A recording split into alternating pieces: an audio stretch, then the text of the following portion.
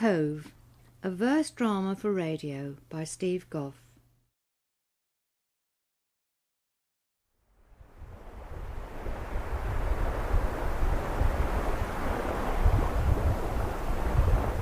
COVE.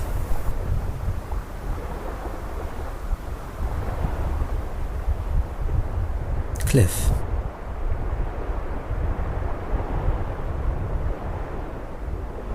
Beach.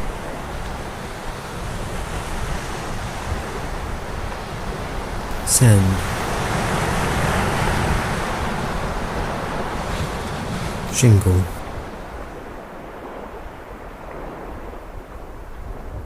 Earth.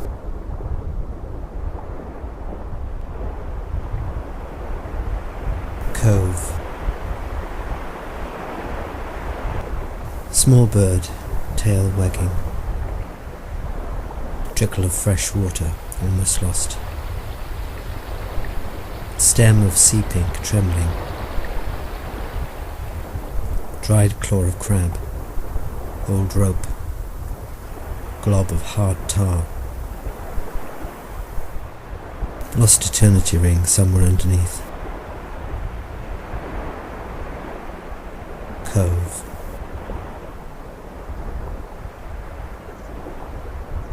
Night now.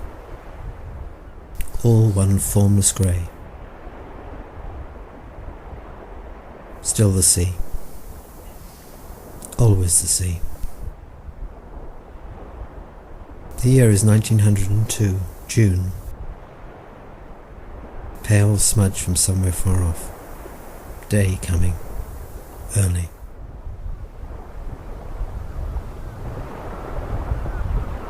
Waves, foam, pebbles drawing back. Waves, foam, pebbles drawing back.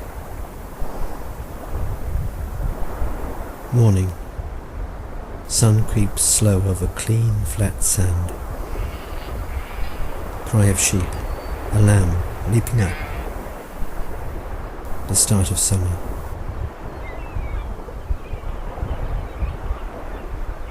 Clambering down the cliff path.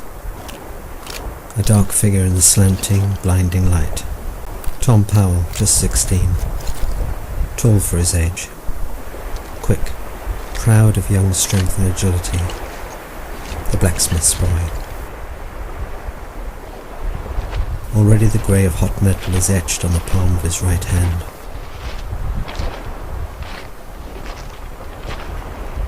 Sea, waves, dazzling blue. He stops and stares and squints. Gulps in the clean, cold sea air. Gulls. Smell of fish and seaweed and boat oil. Tom stands and watches the eddies come up over his big, salt-stained boots.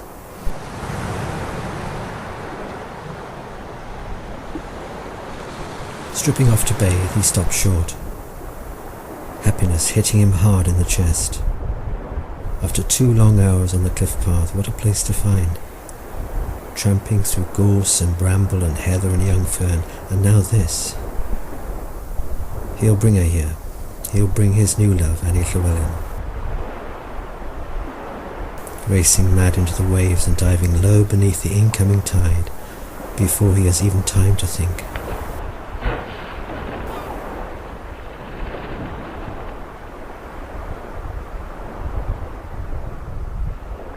Night, rain.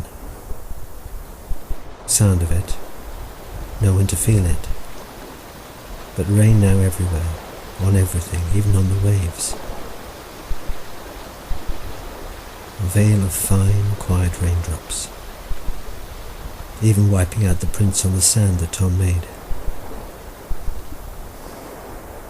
Waves, foam, waves, foam, and rain. Cove.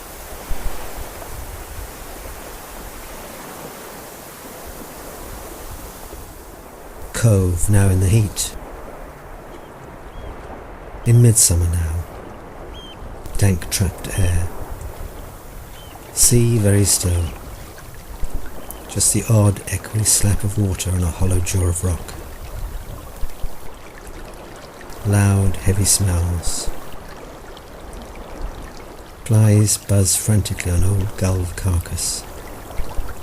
Bit of dead dog's leg. No flies here, just gleaming bone, picked white by the tides, and the heat giddying everything. Ripples, small lappings, endless, not even the suggestion of a breeze.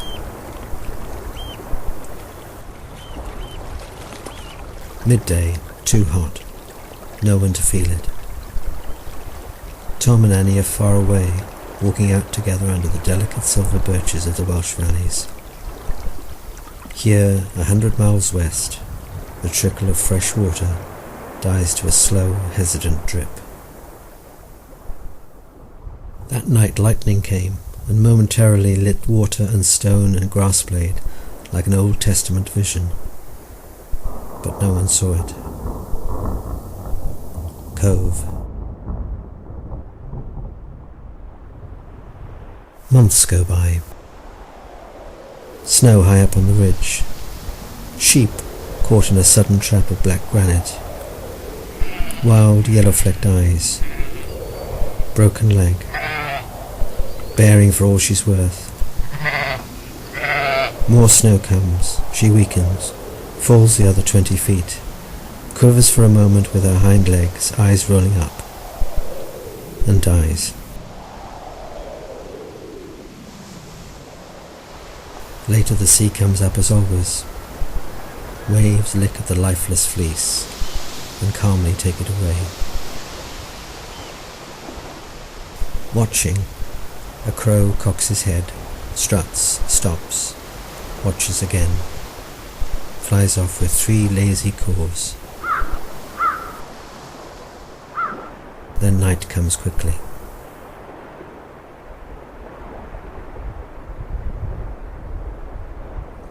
Christmas Day.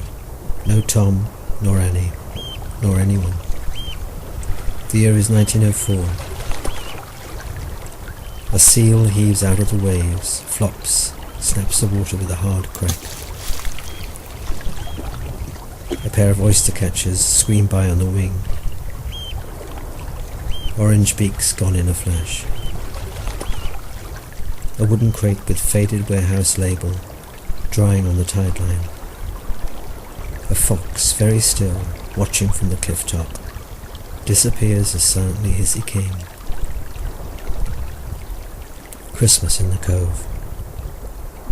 No one here to see it. March.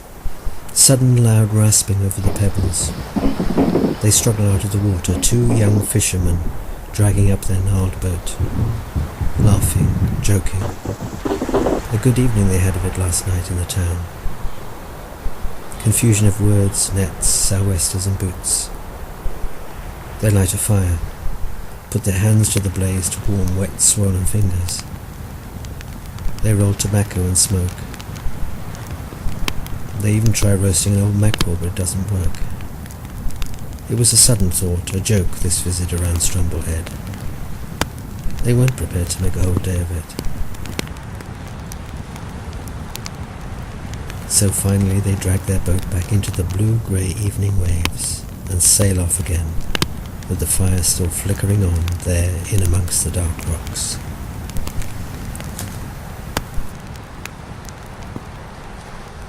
They are long gone now, and the daylight is fading. The fire is still going, but lessening, receding, losing its fight with cold and wet and dark. March the 18th, 1904, the day the fishermen came.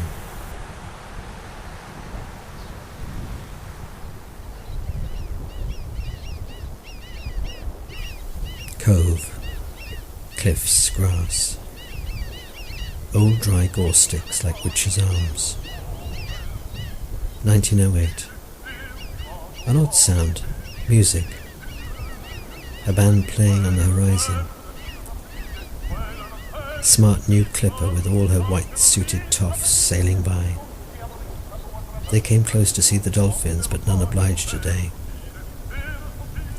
A cigar end, dropped in the waves, hisses for just a second.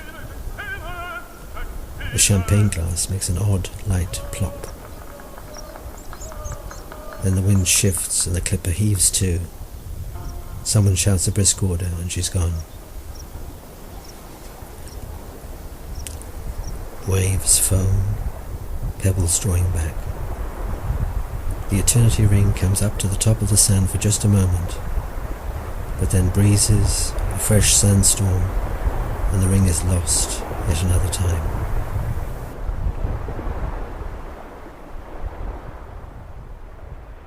December the 15th. In a faraway town in Glamorganshire, Tom dreams of the Cove, then turns over and cuddles his new wife. He'll go there soon, get time off the colliery forge, and go back with his beautiful young Annie on his arm. Sure he will. Cove. He can almost smell it now in his sleep.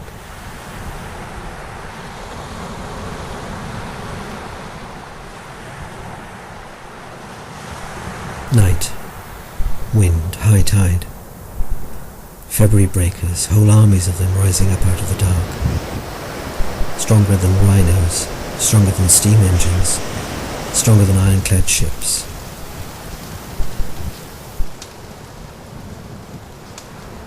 A naked body, broken, dashed up onto the rocks. A body 3 weeks old. Not much left of it now, to be honest. More a heap of bones and bits of straggly, pock-marked skin. Rocks and breakers tear up what's left. Waves. More waves, calmer.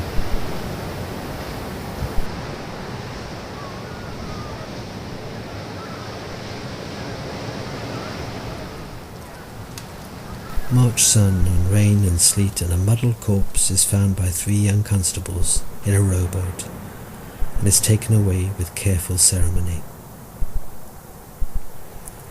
They knew him well in the town, but they didn't know he would do something like this. Cove. Cliff, sand, grass, orange box, bit of old broken lobster pot, tiny dry fragment of skin from the naked body, all that's left. Night. Calm night. Small dark lappings. Far away in their brand new Welsh Guards uniforms, the young men go off to war. Tom's friends.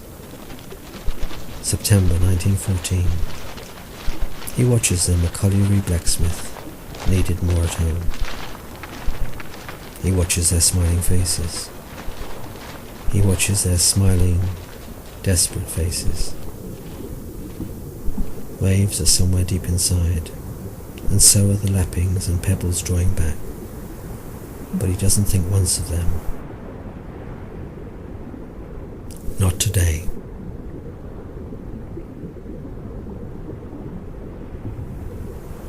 Dawn 3 months later. A sudden boom. A brief yellow glow to the far south. They are up early in the channel, practicing cannon and depth charge and howitzer. Gulls hardly notice. The fox hardly turns his head. They've heard it before. This is not their first war. There have been others.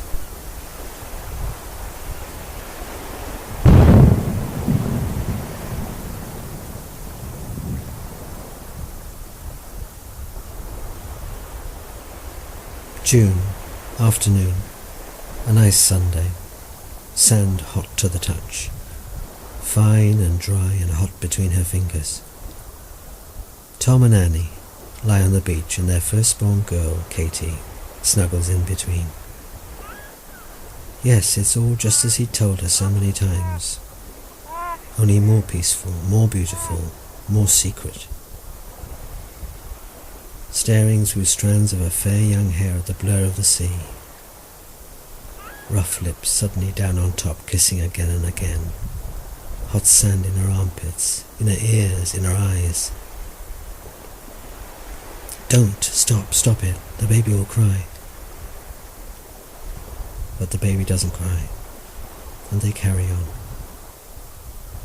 And little Katie is listening to the cove. 2 years old, and the waves are already there, caught deep inside her tiny existence. Waves, cliff, grass, pebbles drawing back, smell of tar, smell of weed, all deep now and forever, inside the small child.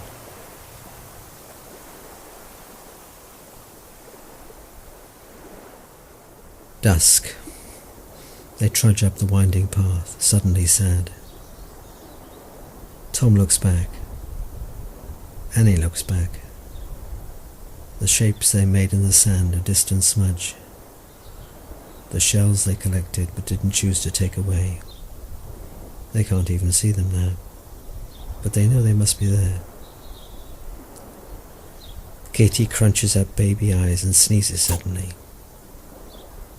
Next year, eh? They wander over the cliff's horizon line, and the cove is alone once more.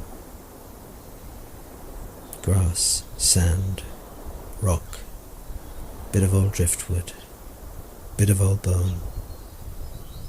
Alone, all alone, and the waves coming up. The year is 1916. Cove. War ended one day. Still the waves came, the gulls flew, the water lapped.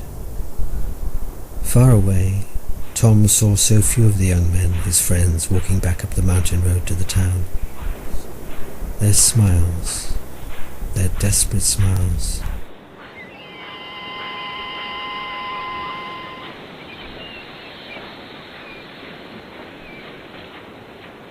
Why did they leave him here to live in comfort? 4 kiddies now. Why did they let him stay? He thinks of the cove. He thinks of the sea, the waves. He thinks of the pebbles drawing back. He wishes he was there. He wishes he could forget.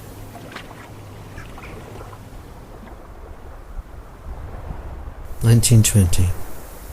A whole army of them suddenly, little girls from 2 rusty old charabancs, running hither and thither on the sand. They make such a strange, shrill noise in the cove. The cliffs echo with it. 3 gangly teachers shout ridiculous orders. The girls hardly hear a thing. Instead, they dash into the sea in their tiny costumes. Blue and red and green and yellow. And they scream and play new games with the waves. Then, later, on the warm, dry side of the tide line, they sit in a busy swarm and eat 33 cheese and 33 jam sandwiches and drink 33 cups of thermos tea. Then they are all suddenly racing back up the cliff path and are gone. Birds flap and peck at the scraps. Wasps make angry circles. Flies hover, land and crawl. The teacher's newspaper, under a pebble with its front page torn by the wind. Something about a king and a queen.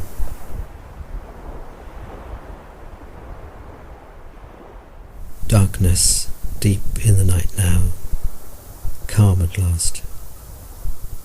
Cove. Beach. Sea. Waves. Cove. August 1920. Tom and Annie have 3 more children and a boy at last. They sit now in their own pew at St. Margaret's Church on the steep side of the hill. And after the service, back down there in Elwyn Street, tucking into mutton and potato and shelled peas from the garden, Tom tells them all about the cove. The waves, the beach, the cliffs. One day soon we'll go there. I'll show you.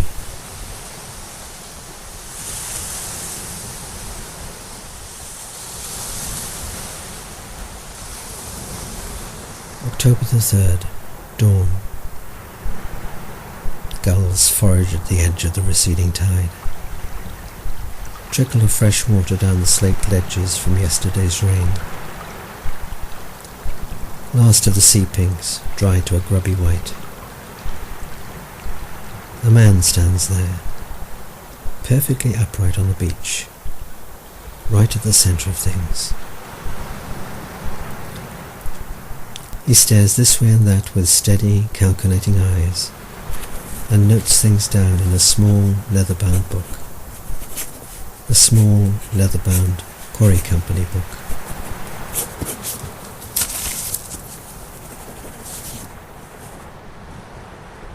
And as he walks back up the path, the company surveyor kicks a quartz pebble from out of his way, so that it scoots down to the sand below with sharp, echoey cracks.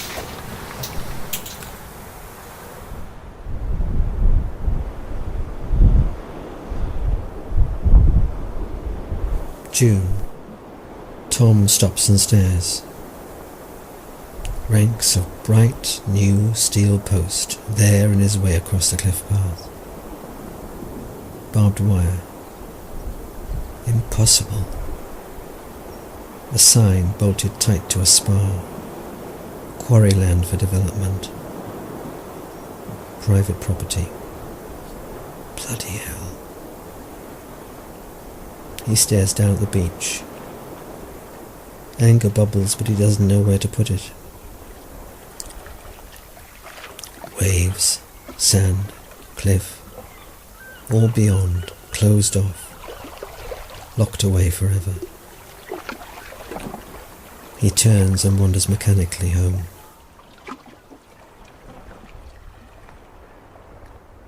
Back in the valleys next day, the blacksmith says nothing to his wife. He can't face thinking it, let alone uttering the words. Tousling Cassie's chaotic black tangles, he tries to forget.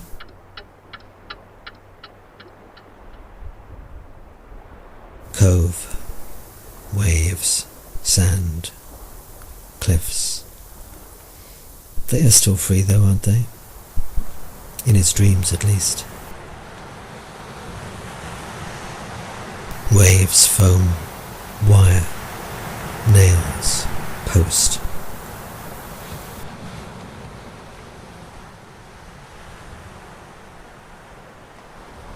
(1926), the general strike.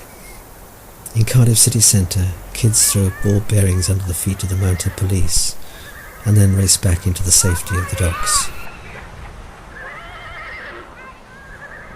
In the valleys, Tom stands firm, week after week, like the rest of the lodge. He doesn't even let Annie go cap in hand to the chapel soup kitchens. They'll get by. They'll not be beaten quite yet. Cove, waves, sea. He tries to think of it at night, without that weight of terrible Quarry Company wire. Then at last he goes down the cliff path and tears it all aside with bare, bloodied hands. All that terrible, brutal steel in his dream.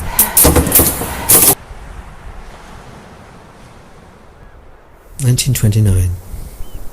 Tom needn't have worried. The barbed wire is already rusty and broken and forgotten. A whole world crashed, and all those stupid companies and their proud, stupid bosses. And the quarry that was promised never came. Cove, wave, grass, cliff, sand. Night. Shorter nights of spring now. High tides, low ebbs. The same smells as always. Weed, tar, earth, salt wind. Then dawn, a slow dawn, Then a footstep on the winding cliff path. Then another.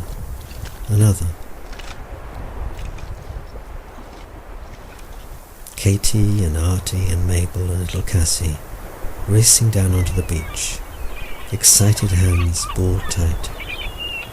4 chattering young sisters with knotted sandals and bright towels and bulging string bags. 4 out of the 7 Powell girls. What a place, what a find. Just like Dad had told us.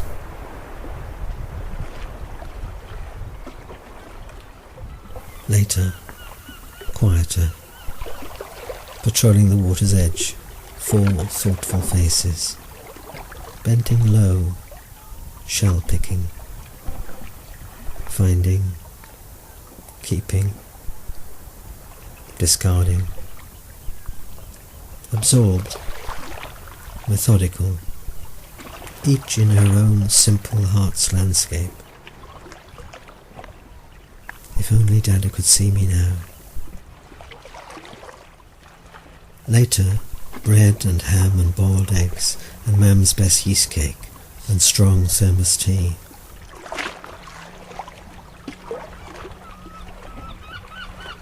They find a nook near the cliff face, sheltering from the cold May wind. Will it rain? No, not today. Just us and the waves and the beach and the pebbles and the grass. And so they sit there and let the sand trickle through their fingers and talk about socialism and Spain and the Peace Pledge Union, and all are agreed that there must be no more wars. Not another one like Dada spoke of. Not another mad, terrible thing like that ever again.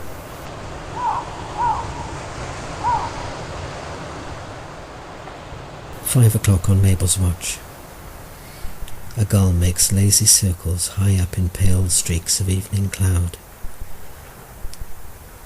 They pack their string bags and tie up their hair with scarves and put on their sandals and wander back up the winding path and turn to watch the last of the sun on the restless sea. No, there will be no more battlefields, no more unknown graves.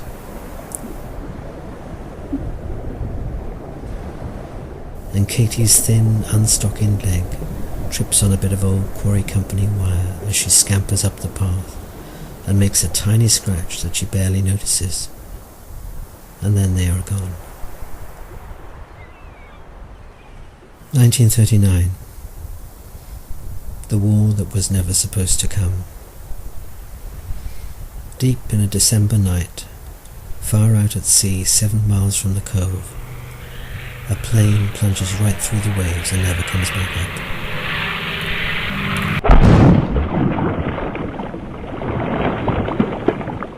The Luftwaffe pilot glimpses a smudge, which was the beach and the cliff and the waves, but thought nothing of it as he lived his last precious and terrible seconds.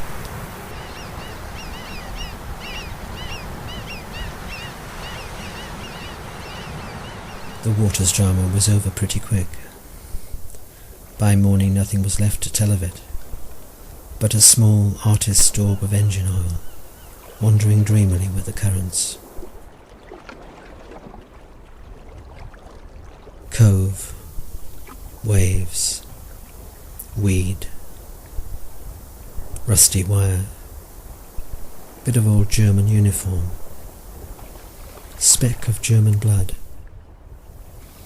gleam of eternity ring, prized out into the world by the suck of the tide for a brief second before it sinks underneath the beach for the umpteenth time.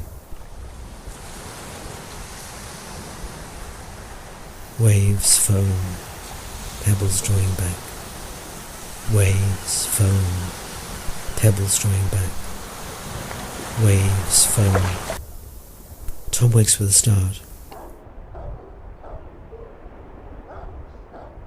What is it, love? Nothing, Annie. Go back to sleep. But the old man is still breathing heavily from his dream. Ah, yes, that place, the Cove. Now I remember. How long since I last saw you? 10 years? 20? The head starts to play tricks. Waves, beach. Will I ever go there again?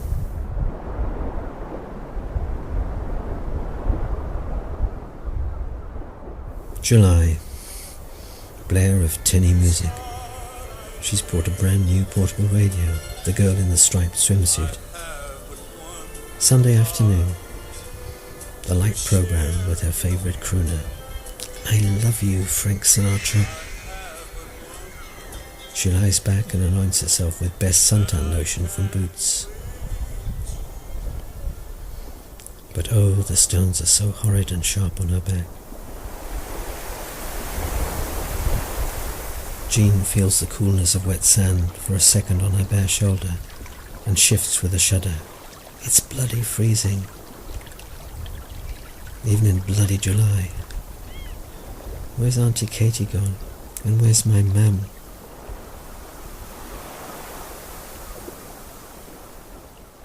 The night before, an old Wellington boot was washed up and got left in a rock pool, and a shrimp found its way inside and tried to make a home down in the toe, but decided against it and swam back out.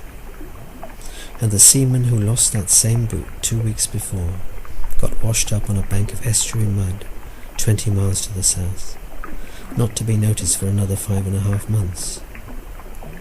But when Jean passes the boot on her way back to the caravan park, she gives it just a quick, empty glance, thinking of something else.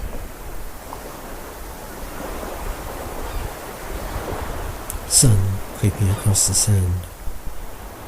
Small bird pecking at a bit of old fish shed. Fly weaving and dipping, then sitting on a warm rock, rubbing, then up again, weaving and dipping.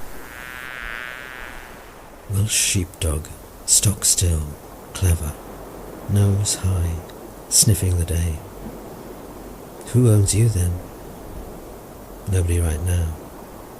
A quick, brisk bark, and he's tearing off, darting here, darting there, before bolting arrow-like over the horizon line, back to wherever he came from. And already yesterday's shapes, made in the sand by Jean in her towel and her portable radio, are being worn to nothing by the rush of the dry, salt wind.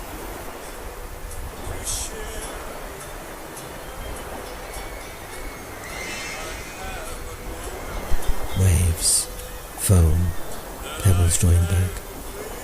Waves, foam, pebbles drawing back. Bits of black plastic now, where there was none ever before. 1963, November. A president dies in the street. Wars in faraway places Tom can't even pronounce now. The retired smithy is too old and tired to care much. He leans on his hazel stick at the front door, nodding to neighbours, knowing deep down where things stay true and clear that he will never ever go there again, never go now to the Cove.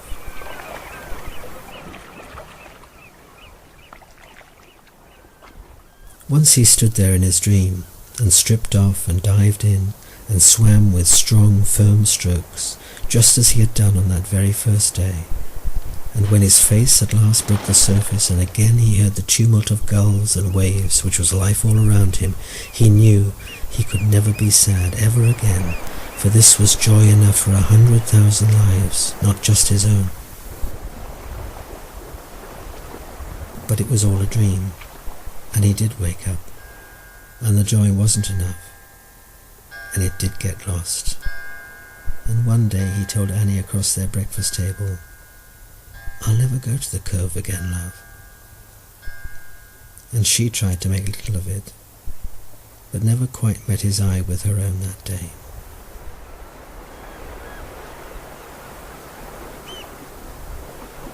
June 1975. The girl with the portable radio is now a married woman with a recently promoted bank clerk on her arm.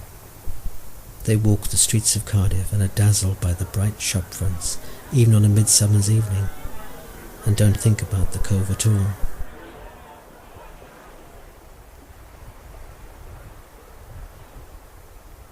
June 1980. Tom is buried on the hill, high above the mining town.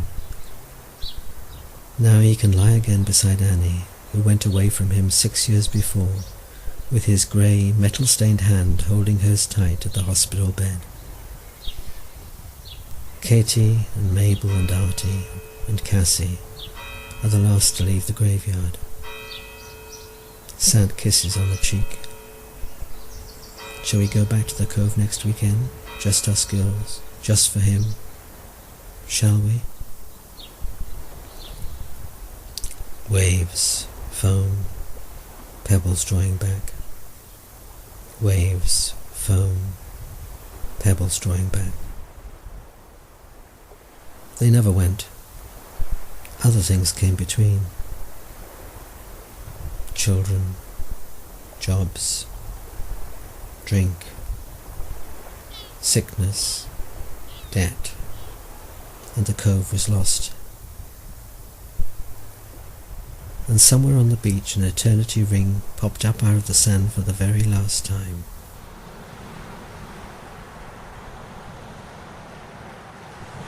I found it. I found the Cove. 1995. Trekking 50 miles of coast path with a map and a tent and a pile of thick novels I was never very likely to read. 3 days I camped there and walked the beach and the cliff and sat on the sand and swam in the sea. And one day I found that ring and putting it in my shirt pocket, wondered who it had belonged to, and realised I would never ever know in this life at least. And on the fourth morning, climbing back up the winding cliff path, I looked back and saw a smudge which was where I had been all that time. Soon the sea would come up and rub me out too. Should I keep the ring? Should I? I took it out of my shirt pocket and threw it back. Let it stay where it belongs. Waves, foam, pebbles drawing back. Waves, foam, pebbles drawing back. The Cove, the cliff, the rock, the grass, Tom, Annie, Katie, Artie, Cassie, Mabel, Jean in her portable radio, the eternity ring, me, the Cove, gone, the Cove, gone now, Cove.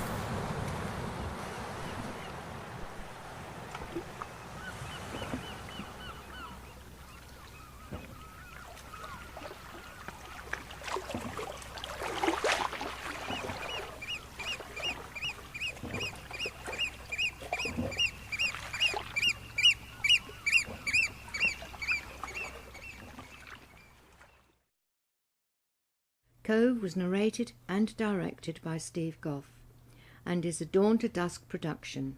Copyright Dawn to Dusk 2012. Cove is dedicated to the memory of Graham Cumming.